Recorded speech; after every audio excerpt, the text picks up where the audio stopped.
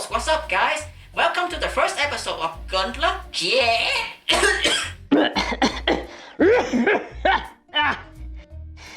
Sorry, I had something in my throat. As I was saying, welcome to the very first episode of Gunpla Chef. My name is Brandon and I will be your chef of the day. In this show, we will be cooking and reviewing plastic model kits that I bought from Japan with my parents' money. The goal of the show is to have an overall fun time and teach you how to deal with severe hangover and bad life choices. Forget I said that. So let's begin by introducing the model kit in question. The HG RX-78-2 Gundam Guroobaru. What I have here on the table is called a Gundam plastic model kit, or Gunpla for simplicity's sake. This particular model is a high-grade 1/144 scale, which when built will be around 12.5 centimeters tall. And being high-grade, this model kit is very entry-level and beginner-friendly, with not a lot of parts count. The kit itself is rather cheap, retailing around 2,000 yen, and some shops like Hobbylink Japan has marked it down to 1,700 yen. It is one of the two 40th anniversary celebration model kits of the RX-78-2, with the other one being the G40, of which I don't particularly like the design of. This kit, however, caught my attention because of the awesome promo image and the guarantee of how it is the next evolution in the HG model kit building, with great color separation and dynamic articulation never seen before in an HG. Well, we will check how accurate their hyped promises are a bit later. Anyway, since this is our first episode, I will be introducing the core concept and structure of the video. First, we will begin by looking at the content inside the box and check our ingredients. Make sure that they are fresh and ripe for the picking. After all of that, we will be cooking the kit together by going through each different section one by one, and then we will comment on the overall design of the finished main dish. Thirdly, I will be giving you the taste of the articulation, as well as going through all its weapons, accessories, and overall playability. And finally, I will conclude everything with a final rating, and whether or not I would recommend buying and cooking this model kit by yourself. Also, I will be giving my heartfelt thanks to all the other people more popular than us and sponsors, because this is after all a brand new cooking show, and as much as I like to work on plastic model kits, I do also want to cook some actual food. Man, I could really go for some pho right about now. Oh, and remember to always keep a bottle of ginger joe close by while working on your model kit. You never know when you just might need it. Or in my case, all the time. Now, let's take a look at the ingredients inside the box.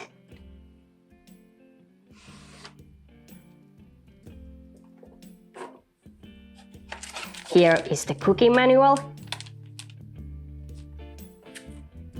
10 different runners, with 9 of them being parts that make up the kit, and 1 runner for 2 beam saber effect parts, and 1 sticker sheet for the eye, which I will not need, so into the trash it goes! I won't be going that much in detail into the actual content of the runners because I have already cut them out and prepped them. Sorry for anyone expecting a more detailed unboxing video, but I don't happen to have any latex gloves or sensual porn music for that kind of stuff yet. After all, this is a serious cooking show. Let's take a look at what we have to work with here. There are 125 parts that make up this complete model kit, plus 2 beam effects. I've painted, panel-lined, and added decal into them in advance, so I do apologize to anyone looking forward to seeing the footage of me doing all of that. However, there will be some work-in-progress pictures that I have taken of them, which I will be posting on my Instagram. Let's begin by taking a look at the feet. There are 7 parts that make up one foot. Construction-wise, it is very simple. Where is the second foot, you might ask? Here it is. Lovely! There are absolutely no polycaps in the construction of the feet, which makes them more captivating, as this aspect gives them a more solid feeling. And when it comes to the seam lines, it is almost non-existent, with the only one located on the ankle guard here, but even that is designed in a way so that it is a panel line. It's like my mom has always said, there are no seam lines, just happy little panel lines. I went the extra effort by painting underneath the feet with silver and gold to spice up the very nice details, and I think it turned out great. And while we are still looking at the underneath of the feet, you can clearly see that there are these unappealing hollow spaces right about here at the tip of the toes. While a lot of people don't really like this particular aspect, and a lot of my fellow Gunpla building friends would fill it in with putty, I don't particularly mind it all that much, as I always assume them to be happy little ventilators. Overall, the feet themselves, while simple looking, do feel good to build, and I am happy with the design. Now let's move up a bit, towards the legs. For the legs, we have 15 parts for each. Let's put them all in this bowl, some secret rice warmer spice into the mix to spice it up. Give them a good old toss, and voila! A very nice end result. Although, I have somewhat of a mixed feeling about this whole thing. On one hand, I really like the added formation of panel lines on the knee. It gives the kit a more modern, cool looking design with the grey inner frame poking out on top and at the side, which I have painted metal silver. There are also zero seam lines to be found on the legs themselves, which make them rather high quality in my book. But on the other hand, I don't really like these weird chubby calves and then these very small and thin lower legs. It's given me this feeling that this kit has had way too many leg days. But the overall construction of the legs is still pretty good, and there are very cool gimmicks added in for extra articulation. More on that later. Up next, the waist. No, not my waist. This one. To begin with, I would like to point out how awesome the design of this section is. The yellow V detail here is a separate part that you can plug into this red part. Normally with other HG kits that have these yellow V details, they are usually just ugly stickers that you have to put on, and even when you try to paint them, they don't really have good enough surface for the paint to stick to. I also believe that trying to mask them for painting with airbrush is a total pain in the ass. I really appreciated that Bandai made sure that this piece is separate. This factor alone would almost give the whole kit a solid 10 out of 10 for me. Almost. Anyway, I think next we can move on to working on the waist.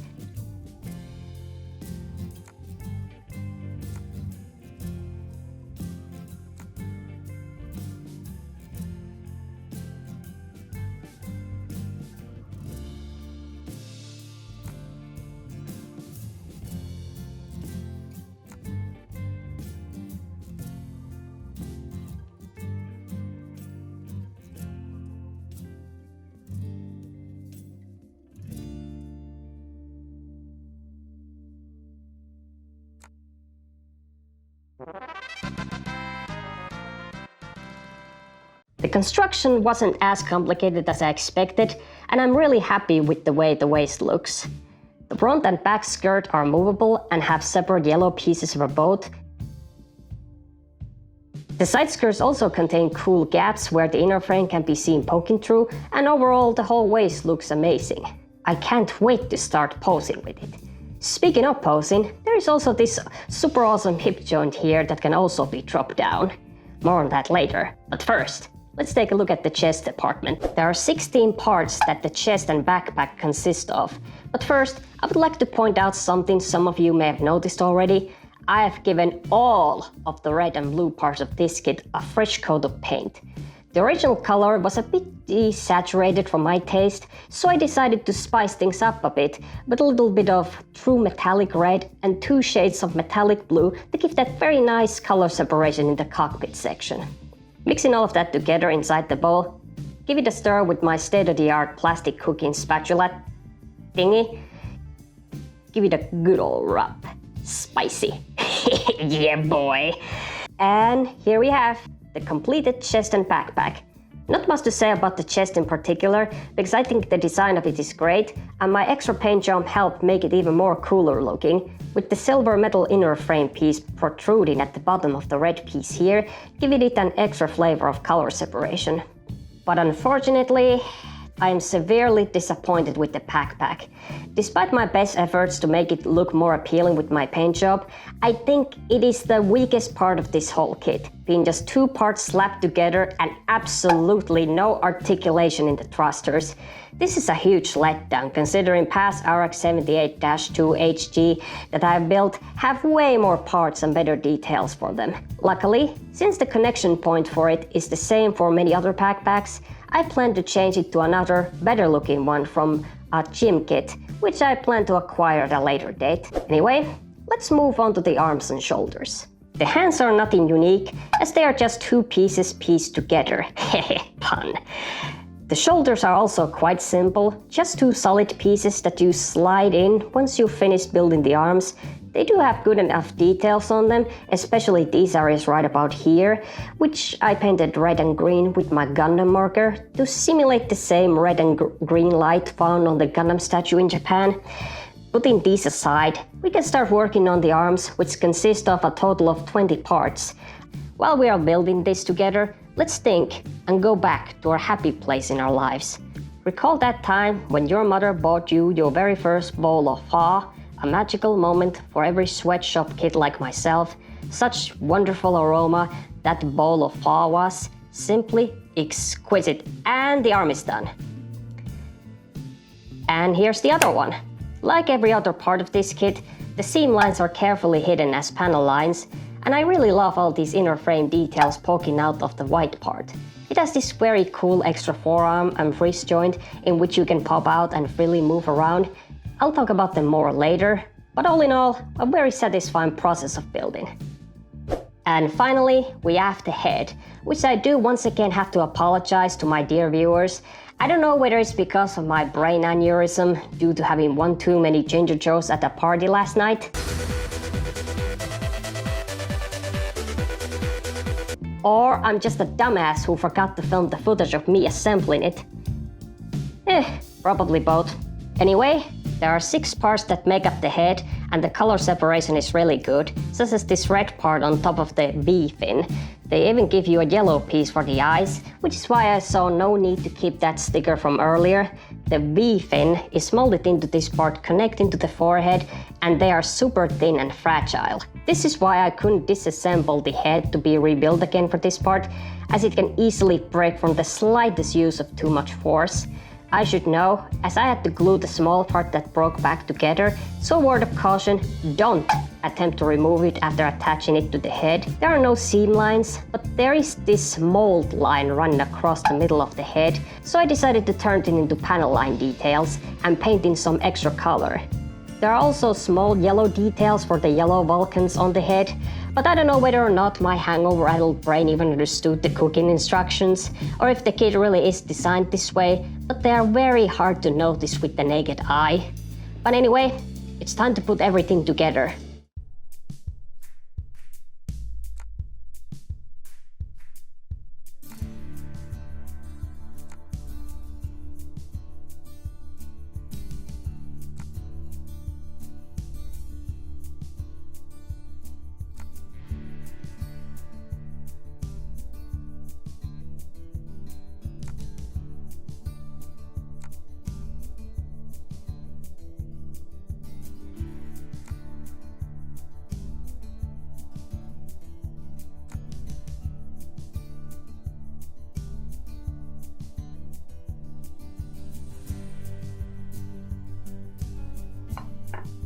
And presto! We have the final build of RX-78-2 Biyoondu Guroobaru completed. It looks a little lonely, don't you think? I know, we can spice it up. How do you ask? Well, we first start by adding a little bit of these happy little green salad bits over here. And some fun-loving tiny red tomatoes. We arrange them around the plate just like this, and you got yourself a nice full-course Gundam model kit ready to be served. Spicy! The build itself feels very beginner-friendly and a potential gateway for newcomers. It should take you around an hour and a half to finish this kit straight out of the box with no extra customization, but if you went through the extra effort of painting in the tiny details and adding on water slide decals like I did, I think you will have yourself not only a fun kit to build, but also a very kick-ass and modern RX-78-2 to add to your collection. The color separation as a whole is incredible. There are minimal seam lines and the details are not as busy looking as, for example, real great RX-78-2, but it does have a lot of cool factors to spike up the section where there normally would have just been boring white parts. The proportion is amazing and it almost looks human-like. The kit overall feels very comfortable to hold it in your hand and pose around just like this. Ooh, speak of the devil. The articulation of this kit, as I've alluded to throughout this video, is unbelievable. Starting from the top, the head has this funny chicken movement you can do and make it go baka, baka. Man, I could really go for some chicken right about now. Anyway, you can make it look up and down like this, and yes, it has a full 360-degree rotation. As we observe and poke around the chest area right about here, I have to mention that the promo image that I saw a few months ago, where I saw this particular part and how it gave me this sort of a weird impression that it would have had a very mind-blowing ab crunch. But what we have here is just slight movement on the upper part of the body and somewhat decent side to side. Rotation is possible, obviously. The shoulders can be moved out forward thanks to this butterfly joint, and the whole arm can be shifted all the way up like this, making it very easy to create some super iconic poses from the series. The arms can of course be rotated 360 degrees. Nice swivel here at the top of the arm, amazing double jointed bend at the elbow. As I mentioned briefly, the forearm and wrist joint pop out and can rotate slightly and shift side to side here on this ball joint to give you more extra posing possibilities with weapons or creating dynamic poses. The waist, like I mentioned before, has front skirt and back skirt you can move up and down. These side skirts only move up and down with no rotation to be found, which is a real shame. Like I mentioned before, there is this interesting hip joint which can be dropped down and combined with this leg joint which can move like this. Thanks to then, we can move the leg further down and inward like this, which really helps a lot for posing those JoJo poses. A nice surprise from Bandai. Other than that, the leg itself has the usual quality of articulation, swivel here on the upper thigh, moving up this far and moving back this far. But do be careful when moving it, as it is super stiff and it can easily break. The split here is very nice though. The double knee bend is even more awesome with a little bit of separating knee armor and showcasing of inner frame poking out. The feet articulation though is rather basic. The ankle guard can only move up and down, also no rotation. The feet can move up and down. They do have these joints here so that you can move down I don't know, is this an Achilles heel? Anyway, you can also get good pivot out of these feet, but they can be quite stiff. And that's pretty much all I can really say about the articulation. Not exactly fulfilling all the promises made by Bandai, but compared to other HG kits that I've worked with, it is still leagues above them, so it's not all that bad. With the amount of movement and poses you can perform with this kit, I'd say this is already well worth the money spent on it. Overall, very impressive articulation. But can you withstand the heat rod? But of course, the dish won't be complete without some weapons and accessories to garnish it with. So let's get on with the dessert. Here we have two beam saber effect parts. They plug into the beam sabers from the back of the Gundam and they held in the hand really well. Not much to say about them, but they allow for some cool poses. To accompany them, we also have the shield, of which I have repainted the red part with metallic red to get a bit more flair. I really love the inner frame part poking out in front of the shield here, which I also painted silver. This is not very common with other high-grade kits, which make this seal extra special. You can connect it to the model kit itself using this spec here, and we have this lovely handle that can be plugged onto either of these two holes here for different potion options. You can also unplug the connector piece from the shield to reveal this peg, which you can plug to the back of the backpack of the Gundam for storage. And finally, here's the beam rifle and these two alternate hands. a trigger finger, and a dynamic open hand for posing. The rifle itself is rather simple in terms of design, with two pieces slapped together with rather visible seam lines, but I love the simplicity of them and don't really mind it all that much. The extra yellow piece for the scope adds even more nice details to the overall design. I repainted the rifle using this black paint I got from my local Finnish hardware store. The rifle also fits snugly into the weapon holding hand. This side handle can be flipped up and held with the other hand for more dynamic posing. Here are some poses we can make with them. There is this ugly peg here on the side, which I wish would have been an extra peg that you can flip out. With it, you can plug the rifle to the butt of the Gundam for storage. Overall, I'm quite happy with what we have here. I guess if there was something that could have made this even more lovely, it would have been the inclusion of the Gundam bazooka. Time for my final rating. I really like it and had a lot of fun building it. The articulation is great for HG standards, and the color separation is near perfect, and the majority of the kit looks premium and seam lines free. I think this kit is a must-have for any RX-78-2 lover. With a lot of care put into the painting and customization, you're guaranteed to have fun and satisfaction with this kit. I'll give it 8.5 out of 10 with a Golden Chef star of approval. The only thing I can really say after all of that is for you guys to go and buy and build this kit. I assure you, you will not be disappointed. I had a lot of fun building this kit and working on this video, and I thank you all for watching it.